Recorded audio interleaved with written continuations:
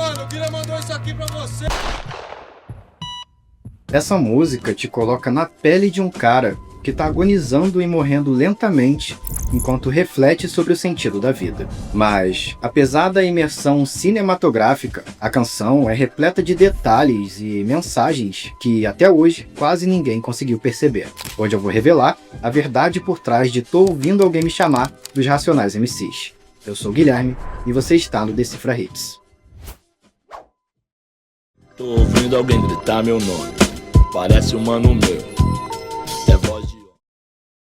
Com absurdos 11 minutos de duração, Tô Ouvindo Alguém Me Chamar é a canção mais longa de toda a discografia dos Racionais MCs. E não era pra menos, a música é praticamente um filme cantado. E em poucos segundos, ela te transporta para dentro da história e num sentimento de imersão inexplicável. Você consegue sentir o frio na barriga, a garganta ressecada e o desespero de um homem à beira da morte. Aliás, a imersão é tanta que eu tô até gravando com essa minha camisa boladona dos Racionais, mano. Vou até deixar o link aqui embaixo para quem quiser ter uma dessas também, fechou? Mas o mais impressionante é a forma como Mano Brown narra essa história de um jeito cinematográfico, revelando um talento absurdo como escritor e criando uma das narrativas mais complexas e intrigantes da música brasileira. Aliás, não só o Brown, mas também o DJ KLJ demonstra aqui uma genialidade descomunal de sonoplastia e storytelling sonora. E a partir de agora, eu vou te explicar o porquê.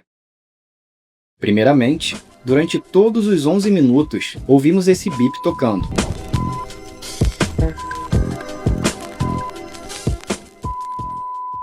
O som, que lembra um monitor cardíaco, indica que a música inteira se passa na perspectiva de um homem no leito de hospital, prestes a morrer, com sua vida inteira passando diante dos seus olhos. Além disso, apesar de quase toda a música ser acompanhada por um sample de Carisma, do Tom Brown,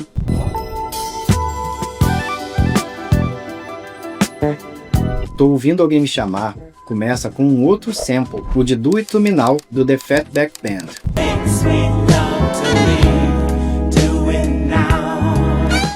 Trazendo um clima calmo e relaxante. Essa é uma técnica clássica, usada nos filmes para desativar o senso de alerta do espectador, pegando ele de surpresa quando algo impactante acontecer. E é exatamente isso que a música faz. Depois de alguns segundos, entra o sample de Poor Abby Walsh, do Marvin Gaye, fazendo a atmosfera mudar abruptamente para um clima bem tenso e sombrio.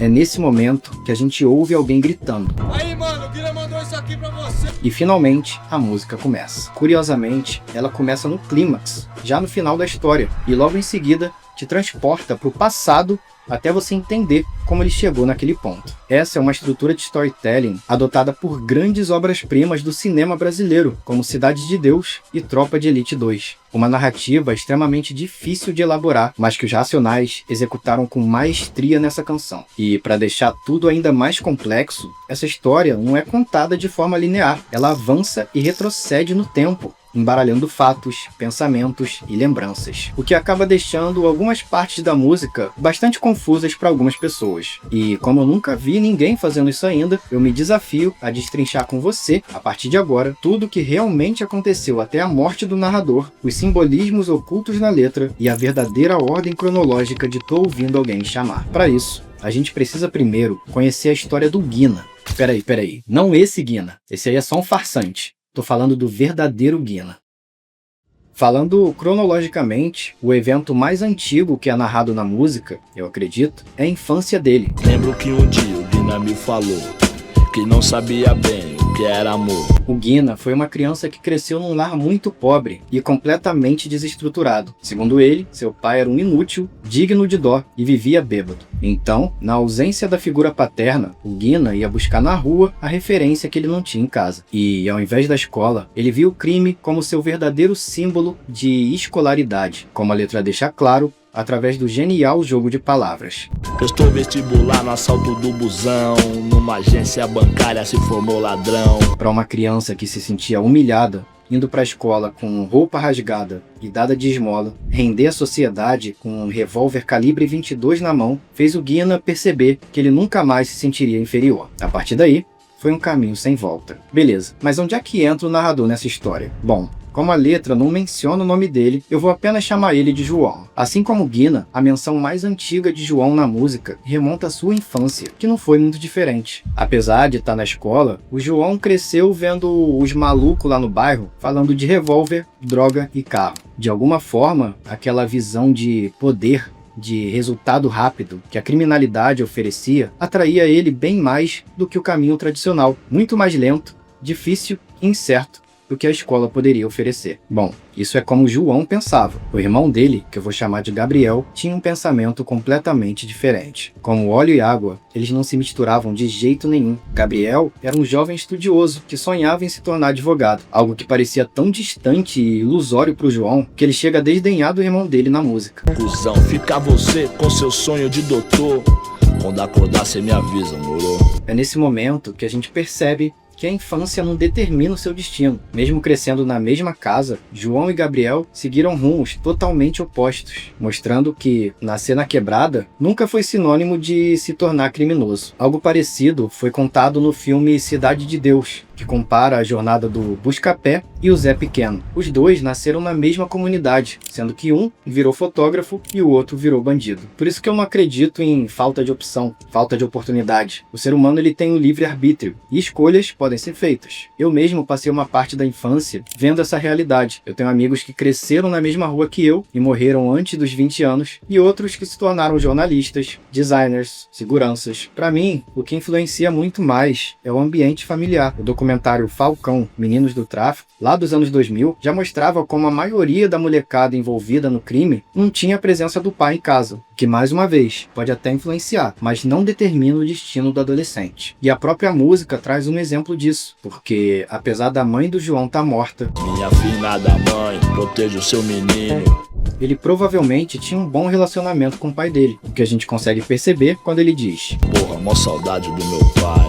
E mesmo assim, aos 17 anos, o João escolhe sair de casa para entrar no mundo do crime, trazendo muita mágoa para o seu pai e irmão. É nesse momento que o Guina entra na vida dele. Nessa altura do campeonato, o Guina já era um dos bandidos mais respeitados da quebrada, principalmente por ser frio, calculista e bem sucedido no mundo do crime. Só de ver que o cara só andava com moto nervosa, mina da hora e roupa da moda, os olhos do João já brilhavam. Ele também queria ser assim. Então, quando o Guina apadrinhou o João com várias blusas de grife, fruto de um assalto numa loja do Itaim Bibi, bairro nobre de São Paulo, ele foi completamente seduzido por aquele estilo de vida, se jogando de vez na criminalidade. No final do primeiro verso, o Guina chama o João por seu primeiro corre, um assalto a banco. Querendo se provar para o seu ídolo, ele topa. Nessa hora, a letra traz genialmente diversas metáforas linguísticas, sugerindo que, ao invés da escola, o João viu o Guina como seu verdadeiro professor. Aí o Guina deu mó fome. Apavorei, desempenho nota 10. Assim que eles entram no banco, o Guina já bota a banca, mandando todo mundo se jogar no chão. Aí, é um assalto, todo mundo pro chão. Logo depois, João diz: Pela primeira vez vi o sistema nos pés. E o jogo de palavras aqui é muito inteligente. Naquele momento, ele literalmente tinha pessoas, provavelmente de maioria branca, no chão, deitadas e apavoradas com medo dele. Ou seja, o sistema aos seus pés. O que eu considero um erro gravíssimo de interpretação de alguns jovens periféricos sobre o que realmente é o sistema. E daqui a pouco eu te explico por quê. Apesar do gerente ter se rendido e aberto o cofre, enquanto eles fugiam com a grana na mão, o segurança do banco tentou reagir e foi aí que uma tragédia aconteceu. Foi defender o patrimônio do Playboy. Não vai dar mais pra ser super-herói. O segurança morre baleado e provavelmente foi o Guina quem disparou, como ele deixa entender logo depois. O Guina não tinha dó. Se reagir, bum, vira pó. Para quem pensa igual o João pensava, saiba que o segurança ele não foi defender o patrimônio do Playboy. O segurança, provavelmente negro e periférico igual a ele, estava apenas tentando defender seu próprio trabalho e sustento da família, mas perdeu a vida por causa da mentalidade deturpada de alguém que não percebeu que o sistema estava colocando ele mesmo contra os seus próprios semelhantes, fazendo ele cair igual um ratinho numa armadilha da vida que logo ia levar ele para prisão ou para morte. Pro sistema, isso seria ótimo, menos Somos um pretinho revoltado nas ruas. Quer botar o sistema nos pés? Estuda, aprende sobre política, sobre economia, sai da Matrix, entende o que está acontecendo. É isso que o sistema não quer. Só assim você vai enxergar o verdadeiro jogo do sistema, que mantém todo mundo pobre e ferrado nesse ciclo de autodestruição. E só então você vai perceber que você não precisa ser só mais uma peça nesse jogo. Isso sim é botar o sistema nos pés. Infelizmente, o João não teve essa sacada. E no terceiro verso, ele descobre como a vida do crime é extremamente traiçoeira. Um dos bandidos da quebrada estava começando a ganhar destaque. O cara roubava mansões, doava brinquedos para a molecada do bairro e ajudava a comunidade. Até por causa disso, o bandido ganhou o apelido de Robin Hood, e isso despertou certa inveja no Guina, que começou a ver o cara como uma possível competição e chamou o João para a missão de eliminar esse concorrente. Além disso, o Robin Hood tinha algo que o João desejava: joias e principalmente uma pistola calibre 380. E guarda essa informação porque isso vai ser importante mais pra frente. Assim que eles chegaram na casa do alvo, o Guina se posiciona no portão e sussurra para o João dizendo para ele entrar. A atmosfera da música muda novamente para indicar um momento de tensão, e num storytelling sonoro genial, o DJ Kylie J inclui nessa parte um piano de fundo, que traz para o nosso subconsciente a sensação de que um trabalho sorrateiro, delicado e perigoso está em andamento. Através do brilho na janela, o João percebe que o alvo está distraído, assistindo televisão. É a hora perfeita para dar o bote. Já rendido, com a arma do João apontada para ele, o Robin Hood parece não estar preocupado e ainda menospreza o João, dizendo: Como é que é, neguinho? Se dirigia a mim e ria, como se eu não fosse nada. Ria como fosse ter virada. A risada e o menosprezo do Robin Hood despertam uma fúria descomunal no João, que viu naquele momento a oportunidade perfeita de provar o seu valor para si mesmo e para o Guina.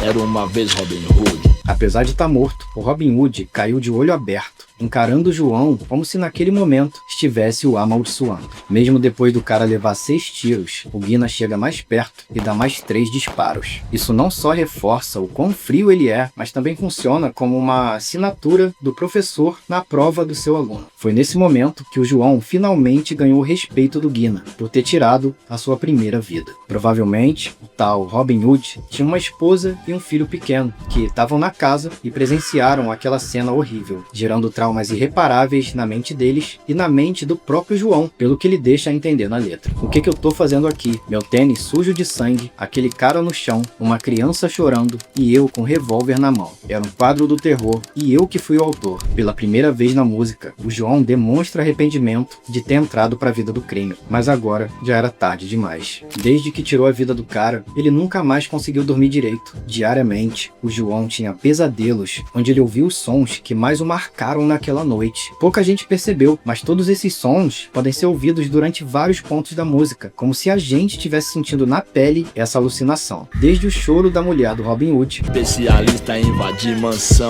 comprava brinquedo, a riveria. o choro do filho dele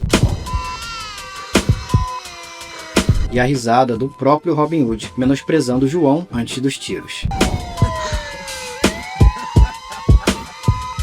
Tirar uma vida é um caminho sem volta, então aquela alma iria o assombrar para sempre. Mas apesar de se arrepender de ter entrado pro crime, o João já tinha ido longe demais para voltar atrás. Se ele saísse daquela vida, poderia ser taxado de frouxo, traidor e acabar sendo morto pelos seus próprios comparsas. Além disso, sem um trabalho formal, a única fonte de renda era roubar os outros. Num certo mês de agosto, chamaram João para roubar um posto de gasolina e, como estava sem grana, ele acabou aceitando o corre. Parecia uma missão fácil. Era 3h30 da tarde e só tinha um vigia. Mas algo deu errado no processo e eles acabaram sendo baleados. Apesar do João escapar ileso, um dos comparsas, um adolescente de 16 anos, foi atingido e acabou morrendo. Pro João, essa foi a gota d'água. A partir daí, ele decidiu sair de vez da vida do crime. Mas, como eu falei lá no vídeo do Decifrando o Homem na Estrada, o crime só tem 2 saídas: a cadeia ou a morte. Aliás, se quiser ter acesso a esse e a outros vídeos exclusivos do Decifra Hits, é só clicar no botão Seja Membro. Voltando pro vídeo. Pouco tempo depois daquele roubo mal sucedido, o Guina convida João para mais um corre, mas, determinado a mudar, ele recusa. Durante esse novo assalto, o Guina acabou sendo preso, e lembra lá do início da música, quando ele diz: É tipo a voz do Guina, não, Guina tá em cana. será ouvir dizer que morreu, sei lá. No mundo do crime, é muito comum que os comparsas saibam quando o outro é preso ou morto, porque eles sempre mantêm contato, ou pelo menos tentam ficar informados. Então, o fato dele não fazer ideia do que aconteceu com Guina, que era o maior parceiro dele, mostra que ele realmente mudou de vez. Aos poucos, a gente vê o amadurecimento do João, que começa finalmente a chegar na mentalidade do irmão Gabriel. Não, tô a fim de parar. Mudar de vida e ir pra outro lugar. Um emprego decente, sei lá, talvez eu volte a estudar. Como eu falei, estudar é o verdadeiro ato de revolução contra o sistema. O Gabriel percebeu isso há tempo e já estava se formando em direito. Além disso, ele também estava formando uma família e tinha acabado de ter o seu primeiro filho. Mas no currículo do João constava apenas roubos e 2 assassinatos, já que, apesar de ele não ter atirado, ele também participou do corre que vitimou o segurança do banco. Então, para a justiça, ele poderia pegar até 30 anos de cadeia. Mas o fato de ter ganhado um sobrinho, e ainda com um rosto parecido com o dele, inspirou ainda mais o João, que revela que sempre quis ter um filho. Pela primeira vez na música, ele demonstra respeito e admiração pelo irmão. Se antes ele dizia que considerava o Guina muito mais do que ele e esnobava o sonho do irmão de ser doutor, agora ele comemorava as conquistas do Gabriel. Meu irmão merece ser feliz.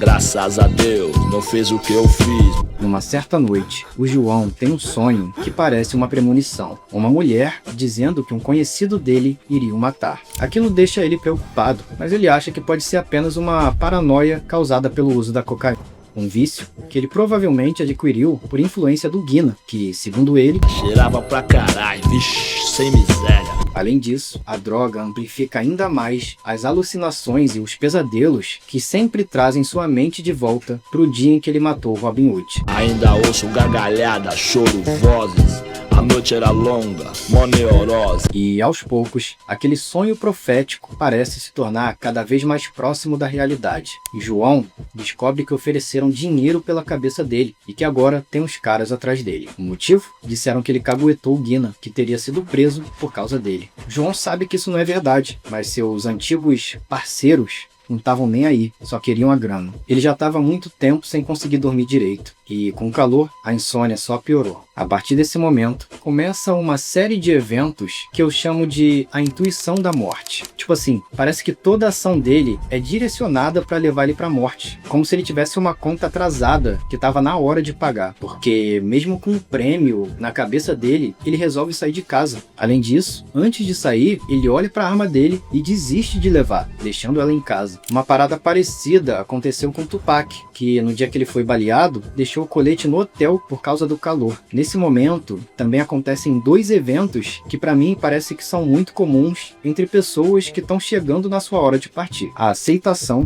Que se foda, deixa acontecer. Não há mais nada a fazer.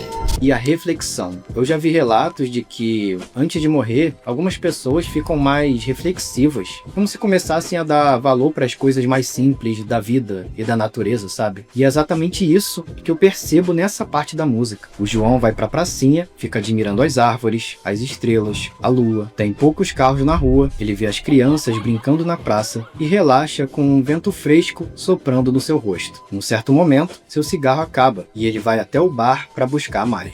Um amigo vê ele passando por lá e diz: E aí, como é que é? E aquela lá? Como se estivesse mostrando alguma mulher bonita na rua, mas nem pra isso ele tem cabeça mais. Tô devagar, tô devagar.